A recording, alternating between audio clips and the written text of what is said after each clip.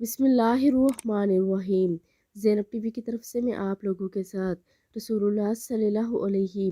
وآلہ وسلم کا بہت ہی پیارا فرمان شیئر کرنے جا رہی ہوں کہ رسول اللہ صلی اللہ علیہ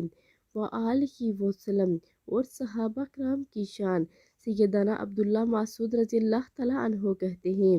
کہ اللہ تعالیٰ نے اپنے بندوں کے دلوں پر نظر ڈالی تو اس کے قلب محمد صلی اللہ علیہ وآلہ وسلم تمام انسانوں کے قلوب میں بہتر پایا، اس لیے اس نے محمد صلی اللہ علیہ وآلہ وسلم کو اپنے لیے منتخب کر لیا